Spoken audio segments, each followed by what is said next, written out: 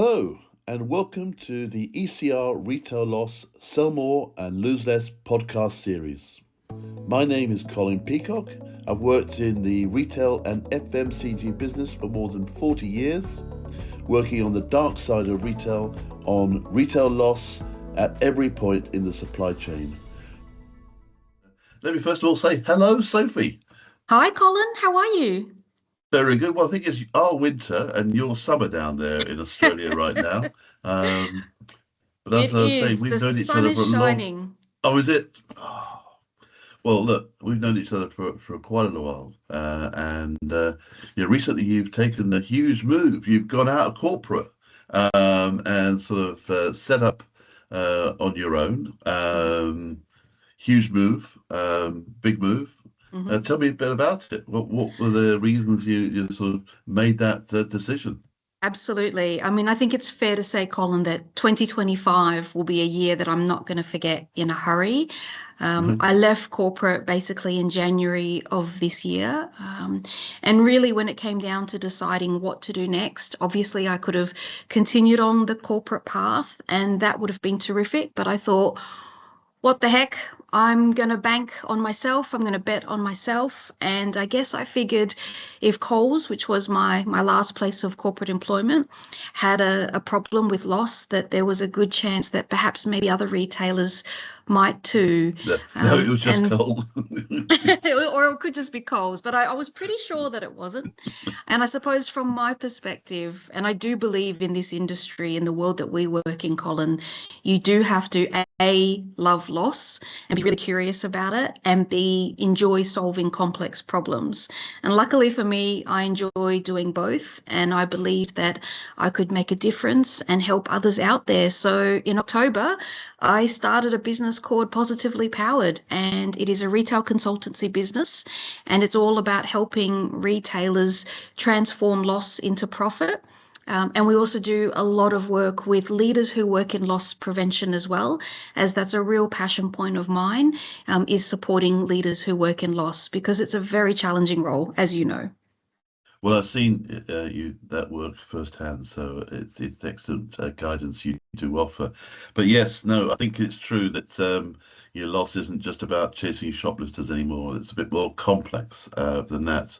But look, Mm, the reality is that stepping away from corporate life is really tough. It can be really tough. I'm mm, sure there's some good bits, but there's also some bad and some ugly. Can you mm. take us through maybe starting with the good, perhaps, but also then the bad and the ugly, just to give, a sense of it's not can all be roses and all wonderful things as you move out. So what was the good, the bad, and the ugly of this move Sure, so far? sure. I think the good is, and don't get me wrong, there are so many wonderful things about working in corporate. But I think when you go out on your own, it is true that, you are so much more agile. And so I have enjoyed, I guess, the liberties and the freedoms that come with not necessarily being tied to a corporation. So I think that ability to think more creatively has really been unleashed, which is positive. I've loved all the experiences that I've been lucky enough to have over the last 9, 10 months of this journey, and in particular, being able to meet new people and be able to immerse myself in different retail organizations that I knew nothing about. And for me, Colin, that's a great thing because I love to learn. I'm naturally curious. I enjoy asking questions. So for me, that's been such a positive. I think the bad, there really hasn't been any bad as such. I mean, I think it's just all been a learning curve. I suppose the ugly would be it doesn't matter how many times I hear it or which retailer it's coming from. I think it's always painful when you hear how directly related loss and threatening situations are. And so when I hear stories about machete attacks or a team member being spat on or physically Yeah. abused, it doesn't matter how many times I hear the story, it still hurts. And I think that's the ugly side of loss that all of us who work in this industry and beyond are desperate to try to address. Yeah, no, that's absolutely for sure. But in terms of setting up, perhaps if I could ask about setting up your Mm. own business, what have been some, I mean, I guess you put together a website, you put together some Mhm. newsletters. I see you on LinkedIn all the time. Yes. It can't all be great. What was it taking? What are some of the sort of watch outs, I suppose, that maybe other people might Mm. need to think about? I think definitely understand what your approach is. I think that's really important. And I think that starts with knowing what's your unique selling proposition. And once you know that, to then be able to craft, I think the messaging and the structure behind that is really important. So for me, it was all about how do I help retailers and leaders transform loss, but do it in a way that's through positive empowerment. And that was really my unique selling proposition in terms of the world that we work in. It can be negative. We deal with fraud and we deal with risk. But I wanted to try to highlight that actually we can do it also through empowering teams. It doesn't mean we shy away from the hard conversations, but I wanted to be more about positivity and working hard, but then using the results and the performance of those solutions and programs to shine a light on actually the good work that teams are doing to try to generate momentum. Once I Yeah, had that proposition, it was then about understanding, well, where do I fit in the market? And you've touched on, I guess, a couple of things that I've embarked on. So having a really clear strategy on who you are, what you're famous for, and then who your target market is.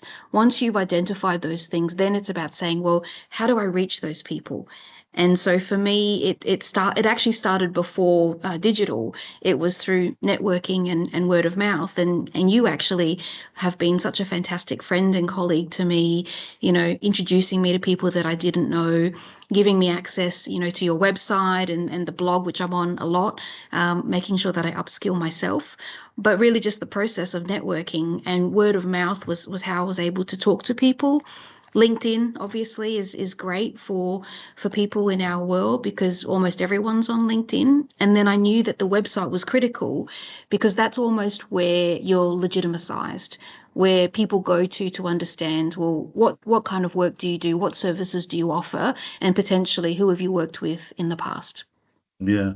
Well, it's a scary place to be. I mean, going out on your own. I mean, because yeah, it is what the consultants sort of say you eat what you kill, sort of thing. Which is sort of like a pretty crude way of saying it. But it's Yes. like if you don't get any gigs, it's tough, right? That's Um, true. And look, that would it's, probably be the bad in terms of unlike a job where you know where your next paycheck is coming from, it's steady and it's consistent for the most part. When you're on your own, you have to fend for yourself. You have to be the fisher person, because no one is going to feed you, so to speak. But I think for me personally, it's what drives me. It's that hunger and it's that passion and it's linked to purpose. So, what's that saying? If you enjoy what you do, you'll never work a day in your life, I suppose. yeah. Well, certainly it seems that your order book has been pretty full, from what I gather, since you've been away. So that the secret recipe you've just shared, I think, is well, not so secret anymore, but it's out there as a recipe. But maybe just a reflection back. You spend a lot of time in corporate. Is there stuff, perhaps now you've been outside the sort of the corporate world, which I guess you were in for a long while, like I have been, to be fair.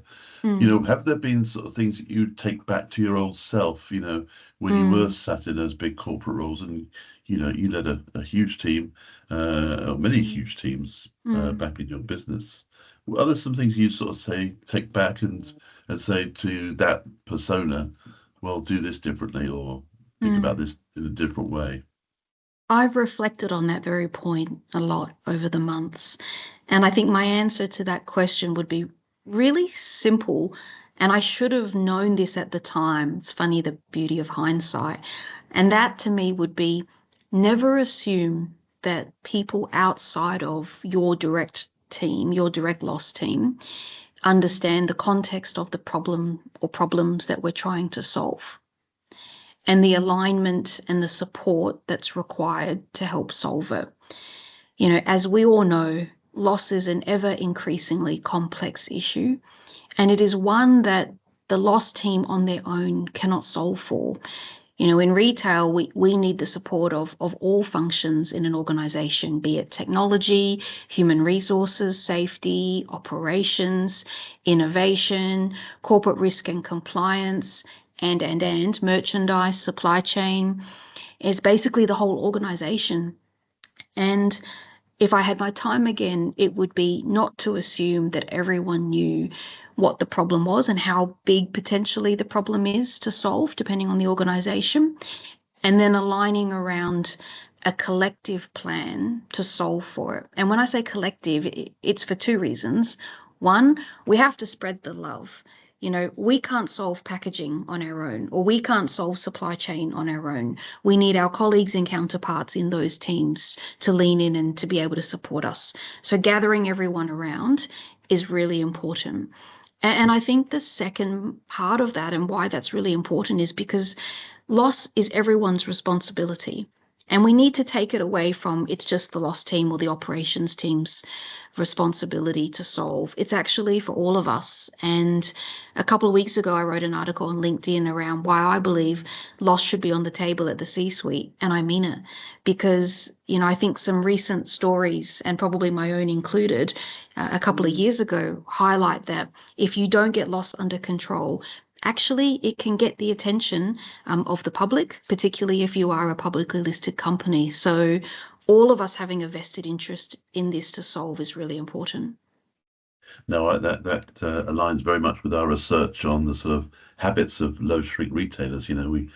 We discovered that senior management commitment had to be there. Otherwise, the sort of choices that the business makes, that could be counterproductive to a good shrink results happen. Definitely. Without, so yeah, no, I like that. And I suppose just closing out, if I can, with just the thought about, there are many others looking to take the plunge, as it were, to start out on their own, genuinely have new things to offer to retailers and to vendors, etc. What would be some sort of top tips or advice other than to reach out to you? I think would be probably something you might be open to, but of course, more than happy to talk to anyone. I mean, to be honest with you, that's probably where I would start. That'd be my number one top tip, is if you are considering doing this, to reach out and don't be afraid to ask for advice. I said, you have been very helpful to me. There have been so many other people. I'd never been a consultant before, so I made sure that I spoke to consultants who did this or did something similar, and I just said, give me 3 pearls of wisdom, that you would like me to sort of take away, that you think I could benefit from. And it was along the lines of the good, the bad, and the ugly. And then I think it's about broadening that learning curve to all aspects of being a founder entrepreneur. Technology has moved a long way now, and there's a lot that is at our disposal that can really help us, but you've got to understand how to harness that. And then the last thing that I would say is, learn about what's relevant in the market right now. I learned very quickly that actually everything that I did in Coles, whilst it was important and valuable, loss and in particular technology moves so rapidly that if you're not keeping up with the latest trends and insights, then how can I offer value to people? So I think it's learning constantly, and whether it's about breaking out on your own or once you're on your own, it's learning how to, hopefully be the best that you can be at your craft. My other tips would be really be sure that this is what you want to do. It is a big decision. And I spoke earlier about aligning to your purpose and actually your values. If you wake up every day and you're in a corporate world and you're in loss and you don't enjoy what you're doing, then it probably isn't necessarily going to be something for you. Whereas if you wake up every day and you love to solve complex problems and loss fascinates you, then absolutely going out on your own could be a really great way to extend your knowledge and your experiences, and hopefully you'll thrive. And my last two tips, and I think these are really important ones, is make sure that you're considering your personal financial situation. Walking away from a steady paycheck is a really big decision. So how do you make sure that, you forecast for that, you understand how long can you sustain before you need to start earning income? What are some of your necessary costs that you have to invest in to start up your business, whether it's setting up your business name, getting your tax and your company situation or your independent business situation under control? What do your marketing costs look like? Run as lean as you can, of course, but equally on the flip side, running a business and starting from scratch also means that you have to invest as well so that people know who you are and what it is that you can do. I think that's really key. And then my last point is be really crystal clear on what your service offering is or your product is. There are a lot of people out there that can obviously help in this space. So be really clear on what's my unique selling proposition. How do I differentiate myself in the market? And how do I talk about that in a way that gets great cut through impact and drives a call to action for your potential target market to want to reach out and have a conversation with you. Wow, that's a step-by-step guide. It's fantastic. That's really helpful. Really helpful. Well done. Well, thank you so much for taking the time to share that. And long may your success carry on with Positively Powered. I'm sure people will look you up on LinkedIn at Sophie Wong. And I'm sure you'll carry on going from strength to strength. I look forward to seeing you next time you're over here in the UK, which seems to be quite regular. But again, thank you very much and enjoy the rest of the day. Thanks, Colin. Cheers. Well, that's all we have time for this week. Thank you for joining us, and thanks to all the ECR Retail Loss community for the sharing of their knowledge, their research and latest learnings that ensure that we become truly a global platform for learning. My name is Colin Peacock. This is the Sell More and Lose Less podcast, and if you liked it, please subscribe so you automatically get all future episodes. And also, if you think your colleagues and friends might also like it, please ask them to follow ECR Retail Loss on LinkedIn and tune in to our next podcasts. If you didn't like it, then let us know and we'll try and fix it. Either way, see you next time. Thank you again.